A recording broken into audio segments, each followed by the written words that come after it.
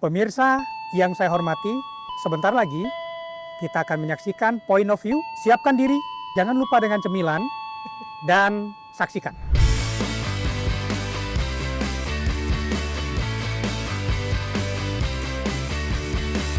Bapak jangan kemana-mana dulu dong. Kemana? Kan kita baru mau open. Oh iya. Balai Yasa Manggarai ini apa? Bengkel kereta di mana kita merawat gerbong-gerbong kita di sini. Manggarai ini juga bikin kereta kerakyatan. Kereta kerakyatan? Iya. Menarik sekali. Seperti apa itu, Pak? Kereta kerakyatan ini pas Lebaran kemarin itu kita udah luncurkan. Itu kalau tidak salah relasinya Pasar Senen ke Jogja, Lempuyangan. Oh, Jadi ini standar kereta ekonomi yang baru. oke. Kalau dulu itu kan ada kereta ekonomi yang namanya adu duku, kemudian tidak bisa ngadap lokomotif gitu ya. Tiduran di lorong. Nggak ada, gitu. itu udah nggak Oh, ada. udah nggak ada ya? Udah nggak ada. Di generation ini udah nggak ada. Itu zamannya dulu banget. Benar. Sekarang udah nggak ada. Nah ini kita solusikan dengan kereta ekonomi kerakyatan. Di mana ngadapnya ke depan, kursinya udah nggak tegak lagi. Jadi AC-nya ada pun jendela kita ganti. gede. Oke. Yang tadinya pakai AC split gitu ya, AC rumah dimasukin di dalam itu, sekarang kita bikin AC-nya itu AC-nya kereta. Nah kita bikinnya di situ. Menarik sekali. Coba akan kita eksplor hari ini. Nah, pengerjaan yang ada di sini tuh Pak, dari sedetail apa aja sih Pak yang mungkin masyarakat perlu tahu? Ternyata di Jakarta ada rumah sakitnya kereta loh. Jadi kereta api itu kita rawat, kemudian kita maintain, kemudian kita pastikan 3 faktor layanan kereta ini berjalan dengan baik. Satu adalah safety yang non-negotiable. Oke. Nah, safety non-negotiable itu semua parameternya itu kita cek di sini. Di sini. Jadi sebelum kereta itu beroperasi kita pastikan memenuhi semua aspek keselamatan. Oke. Itu yang pertama. Yang kedua kita bicara masalah aspek pengoperasiannya. Jadi kereta-kereta itu kita pastikan yang tidak mogok, kereta itu kita pastikan dia kecepatannya sekian, pengeremannya, macam-macam itu kita pastikan dia di sini sebelum dia beroperasi. Oke. Yang ketiga baru kita bicara masalah kenyamanan. Nah, kenyamanan ini baru keretanya dingin, kemudian goyangannya, ya suspensinya yang harus kita cek juga. Sebelum kereta berangkat, Oke. itu ada namanya prosesnya itu kita namakan scowing. Scowing itu kereta sudah di jalurnya, Oke. ya itu ada petugas yang dari sini juga itu untuk ngecek cepat. Jadi ngecek remnya, misalnya ngecek rangkanya, kemudian ngecek tekanan dari remnya, itu bisa dilakukan cepat. Itu biasanya 15-20 menit sebelum kereta berangkat. Kalau KRL itu beroperasi sampai jam 12, jam 1, dia sampai jam 4 pagi. Ada waktu, window selama 4 jam, kita melakukan daily check. Kita memastikan semua fungsinya seperti yang saya sebutin tadi 3 itu. Fungsi safety, fungsi operationnya, dan fungsi kenyamanannya itu berfungsi dengan baik. Dengan baik semuanya. Nah, setelah itu ada yang namanya berkala. Ada yang namanya P12 perawatan 12 bulan. Kemudian ada yang P24, 8 dan 9 tahun. Itu kita melakukan overhaul dari kereta. Jadi kita copotin gitu-gitu. Asnya, rangkanya kita copotin. Ya, semua komponen-komponen penggerak propulsinya kita copotin juga. Dan kita ukur ulang. Bagian terpenting dari kereta itu adalah bagian rangka bawahnya. Nah, rangka bawah ini itu ada yang namanya frame laddernya, kemudian ada yang kita sebut dengan frame buginya. Nah, frame bugi ini berfungsi untuk rodanya, wheelnya, itu nempelnya di sini. Ini kita sebut dengan rotating plate-nya. Jadi kereta kalau dia lagi nikung, yang nikung itu ini. Kalau dia lagi miring, ya itu ada suspensinya juga. Jadi inilah yang paling penting dari fungsi bawahnya kereta. Bawahnya kereta. Nah, ini kita pastikan waktu perawatan, kita cek geometrinya, kita cek keretakannya. Sama dengan roda juga begitu. Keretakan itu maksudnya apa, Pak? Dengan rel, itu kan besi, ketemu besi kan. Iya, benar. Kemudian ada impact-nya juga kan. Seringkali baja-baja ini itu mengalami keretakan. Nah, kalau misalnya dia udah retak, maka kita ganti. Itu ada gerbong-gerbong yang lagi di maintenance. Kayaknya gerbong lama ya, Pak? Ya, ada gerbong lama gitu ya, ada gerbong yang baru. Kalau gerbong-gerbong baru kita itu kan tahun 2024 ada, 2025, 2026 nih Mas kita banyak. Ada 39 kereta baru, rangkaian baru yang sudah kita operasikan. 39? 39 rangkaian. Oke. Jadi kereta ini ada 2. ada kereta yang dia tidak berpenggerak, artinya dia ditarik. Yang kayak gini nih. Nah, ditariknya pakai lokomotif. Ada kereta yang dia mempunyai penggerak sendiri. Oke. Itu kayak KRL, kemudian kayak kereta diesel. Itu dia punya penggerak sendiri. Bapak, sekarang kita ngomong yang in general lah Pak. Mungkin ke KRL dulu ya Pak. KRL itu kan udah bukan lagi alternatif, tapi jadi transportasi utama masyarakat. Orang akan prefer nyari rumah yang akses naik KRL-nya mudah gitu Pak. Seperti apa Bapak ngelihatnya? Ya, kalau kita lihat dari tahun ke tahun ya, yang namanya jumlah penumpang dari KRL, terutama yang di Jabodetabek, itu kan naiknya cukup signifikan. Benar. Kalau tahun lalu kita masih punya rata-rata per hari itu di bawah 1 juta. Per harinya? Per harinya. Tahun ini itu sudah rata-rata itu di 1,1 juta. Dengan peaknya itu 1,3 juta. Kalau kita bandingkan dengan tahun lalu sampai dengan semester 1 ini aja, kita itu sudah mengangkut sekitar 205 juta penumpang KRL di Jakarta. Artinya kalau 205 dibagi dengan 180 itu udah sekitar 1,1 juta per harinya. Kalau dilihat peningkatan dari tahun lalu itu sekitar 7,5% lah. Sebuah kewajiban buat kita sekarang untuk menambah kapasitas dari angkutan dari KRL Jabodetabek ini. Nambah kapasitasnya dengan nambah armada dong Pak? Menambah sistemnya. Sistemnya? Jadi sistem perkeretaapian ini tidak hanya armada. Tidak kayak bis. Kalau bis kan nambah armada, selesai. Benar. Kereta nggak segampang itu? Kereta nggak segampang itu. Jadi kereta itu harus kita pastikan listriknya cukup nggak? Signalingnya mampu nggak? Bagaimana dengan komunikasi dengan pusat pengendaliannya? Ya, bagaimana sistem proteksi dari kereta itu sendiri? Kalau misalnya bis atau angkutan lain, jalannya itu kan tidak dedicated seperti kereta. Benar. Kalau dengan kereta ada persilangan gitu ya. Ada kadang-kadang dia double track, ada dia double track, ada single track. Nah, ini kan harus diatur semua. Jadi kalau kita mau nambah kapasitas, ya kita harus redesign lagi sistemnya. Kita lakukan dimensioning ulang dari sistemnya, ya, sehingga nanti kita bisa tingkatkan berapa. Kita itu sudah proyeksikan sampai tahun 2030 itu jumlah dari pengguna dari KRL ini per harinya itu akan mencapai 1,7 sampai 1,8 juta. Itu dengan peningkatan hanya 4%. Nah, kenyataannya dari tahun lalu, semester 1 tahun lalu dibandingkan dengan semester 2 di tahun ini, itu peningkatan itu sekitar 7,55%. Artinya bukan tidak mungkin tahun 2030 kita akan mengangkut sekitar 2 juta orang per harinya. Dan ini sudah mulai, sudah kita antisipasi. Kita melakukan redimensioning dari sistem perkeretaannya. Contohnya, kita amatin tiap hari, ada jam sibuk, berapa sih okupansi dari kereta, dari KRL kita. Ya, kalau sekarang gitu ya, kalau kita lihat okupansi yang arah Green Line, yang terkenal itu, ya, itu sekitar 161%. Ya, kemudian kalau kita lihat Bogor Line juga begitu, Bogor Line itu, ya itu sekitar 140 sampai 150%. Bekasi masih lebih mending, ya, sekitar 130%. Nah, ini kita bikin prioritisasi. Yang pertama kita akan sentuh itu adalah yang ke Green Line Rangkas Bitung. Kalau sekarang kalau kita lihat headway-nya antar kereta masih 10 menit. Jaraknya? 10 menit jaraknya, kemudian panjang keretanya itu cuma rangkaian 8 sama rangkaian 10. Rangkaian 12 sudah nggak bisa masuk di situ, karena listriknya kurang. Nah, sementara kita memperbaharui kereta-kereta KRL ini itu dengan rangkaian 12 semua. Gimana tuh Pak berarti? Jadi mau tidak mau kita harus tingkatkan listriknya dulu. Ini yang sedang kita desain. Mudah-mudahan minggu depan atau 2 minggu lagi kita udah mulai pengerjaannya. Ya. Berapa lama Pak takes time untuk desain sampai operasionalnya? Bisa sekitar 4 sampai 6 bulan. Kita nanti akan bertahap juga. Ya, sehingga prioritas kita adalah rangkaian 12 masuk dulu. Beroperasi dulu ke Green Line. Nah, sehingga dengan demikian bisa okupansi yang 161% tadi itu bisa turun. Turun ya. Step 2-nya, fase 2-nya kita tingkatkan pensinyalannya sehingga headway yang tadinya 10 menit kita bisa bikin dia 3 atau 4 menit. Lebih cepat. Iya.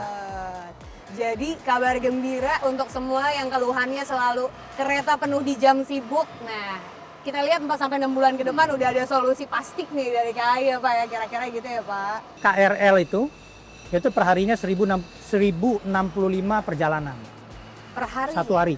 Oke, keseluruhan. Ya, ditambah dengan itu kereta jarak jauh. Jadi bagaimana kita mendesain suatu grafik perjalanan ya supaya jarak antar kereta itu cukup, itu aman sekali. Tidak akan ada yang dia ketemu di jalan lah. Oke. Yang kedua, kita harus pastikan juga aspek dari sistem komunikasi dan pensinyalannya. Oke. Ya kalau kita lihat itu di pinggir ada apa, sinyal hijau, sinyal kuning, sinyal merah gitu ya. Di rel ini kita pasangin sensor. Kita harus pastikan tuh sistemnya itu berjalan dengan baik, sistemnya itu tidak ada defect. Yang ketiga, baru kita bicara masalah sarananya, sistem pengeremannya. Ya, sistem pengereman kereta itu cukup kompleks juga. Oke. Tidak kayak mobil. Dari Dia jarak berapa jauh itu ya Pak? Dia tidak bisa ngerem mendadak. Karena dia punya 3 step pengereman. Oke, informasi penting nih. Gimana cara ngerem kereta Pak? Ya, satu tentunya dia punya magnetik. Oke. Dia akan kurangi kecepatan dengan magnetiknya dulu. Oke. Yang kedua, dia punya tekanan, ya, dia akan kurangi kecepatan dengan ketekanan. Baru setelah itu dia rem konvensional atau pneumatic brake. Takes time berapa lama sih Pak dari harusnya ngerem Ya, tergantung itu sampai tergantung ngeremnya? kecepatannya. Oke. Jadi bisa aja gitu Contoh, kecepatannya 100 gitu ya. Dia ngerem hari ini, dia ngerem sekarang gitu ya. Itu baru berhentinya 700 atau 800 meter. Nah, itu yang nomor 3. Nomor 4 adalah gangguan-gangguan eksternal. Seperti palang gitu. Oke. Ya, jadi kan orang banyak ngomongnya adalah kereta nabrak mobil. Iya. Kebalik, Mobil yang nabrak. mobil yang nabrak kereta. Kenapa mobil nabrak kereta? Karena by undang-undang ya bahwa jalur yang secure itu adalah jalur kereta, bukan jalur mobilnya. Benar. Jadi kalau ada perlintasan yang harus melihat kiri dan kanan, bukan keretanya. Yang harus melihat kiri kanan itu adalah mobil. Mungkin juga yang masih segar diingatan ya Pak, kejadian April lalu ya Pak, tentang bagaimana satu momen yang neglectance ya Pak, dari kejadian itu sampai akhirnya mengakibatkan kejadian yang begitu fatal dan memakan korban. Berarti bisa disimpulkan bahwa itu purely human error. Teori kecelakaan, teori accident, tidak ada penyebab satu accident itu hanya satu faktor. Itu paling tidak ada 2 atau 3 faktor yang kejadiannya bersama. Itu teori accident. Jadi kalau misalnya ada yang nyebut bahwa human error, itu nggak benar. Ada yang bilang bahwa itulah equipment defect, itu juga nggak benar. Pasti ada 2 atau 3 faktor yang terjadi bersama. Crisis management pertama ketika terjadi sebuah major accident itu tuh apa sih Pak? Satunya paling penting itu adalah rescue. Ya, bagaimana kita melakukan rescue, penyelamatan dari jiwa dulu. Itu adalah prioritas pertama kita. Setelah kita melakukan rescue, yang kedua adalah treatment. Jadi kalau ada korban-korban yang non-fatalities, maka ini harus kita prioritaskan dulu. Yang ketiga baru kita bicara masalah recovery. Recovery ini, ya kan kita bicara service recovery, kita bicara operation recovery, kita bicara semua yang ada aspek recovery-nya. Selanjutnya kita bagaimana melakukan penstabilan dari operasi kita sendiri. Nah tentunya ini harus dibarengin dengan komunikasi yang transparan dan jelas, terutama publik, supaya tidak ada informasi-informasi yang bias, supaya tidak ada deviasi dari informasi itu, kita sampaikan apa adanya. Oke, Pak, yang juga sempat disorot sama kita kan era netizen ya Pak, apa-apa pasti dikomentarin netizen, adalah gesture-gesturenya Pak Bobi ketika momen itu berlangsung, ketika Pak Bobi duduk terlihat sangat lelah sekali di depan kereta yang udah ringsek itu, sama ketika Bapak melakukan permohonan maaf ke publik. Ya itu ketika kita pada tahap pertama. Ya, tahap pertama itu kita fokus kepada rescue. Yang kita appreciate waktu itu adalah sinergi, sinkronisasi, dan kolaborasi kita dengan Basarnas gitu ya, dengan PMI gitu ya, dengan petugas kesehatan gitu ya, dengan aparat keamanan juga gitu ya. Itu sangat membantu kami sekali waktu itu. Dan alhamdulillah waktu itu Bapak Kepala Basarnas kan langsung terjun dan langsung berkoordinasi dengan kami. Pak Menteri Perhubungan juga ada di sana. Jadi sehingga tidak ada layering dari komunikasi. Sehingga ketika kita melakukan tahap rescue itu sangat efektif sekali, sangat singkat ya, walaupun itu dari jam 9 malam sampai jam 7 pagi gitu ya. Tapi kalau dilihat dari pengalaman rescue sebelumnya, ini termasuk yang sangat cepat. Duka cita mendalam untuk semua keluarga yang ditinggalkan, dan harapannya sekali lagi tidak akan ada kejadian seperti itu lagi. Dan gak cuma tanggung jawab KAI ya Pak, ini juga menuntut tanggung jawab dari masyarakat yang berkendara. Kami dengan Kementerian Perhubungan, dalam hal ini Dirjen Kereta Api, sudah berprogres sangat cepat sekali dalam hal ini. Kami sudah melakukan identifikasi, ada 1.810 perlintasan sebidang yang tidak ada penjagaannya. Yang kami lakukan adalah penutupan. Ada 172 perlintasan liar yang memang kami sudah tutup. Ya, ini paling banyak sepanjang masa nih. Biasanya kita nutup setahun itu cuma 30. Ini dalam waktu 2 bulan kami tutup 172. Itu biasanya di kampung-kampung Di kampung-kampung. Kemudian perlintasan-perlintasan yang tidak ada alat penjagaannya atau petugas penjaganya, itu langsung kami kerjakan. Ini kami target paling tidak sampai akhir tahun ini semua akan kami jaga dengan alat dan dengan petugas. Dan hasilnya itu sudah mulai kita bisa rasakan gitu. Kalau tadinya itu hampir setiap hari terjadi temperan. Ya. Apa tuh temperan, Pak? Tabrakan mobil dengan kereta gitu ya. Nah, akhir-akhir ini karena kami sudah melakukan penjagaan, pemasangan alatnya gitu. Ini turun sangat signifikan sekali. Perbandingannya berapa persen, Pak? Wah, sekarang mungkin tinggal 20% lah.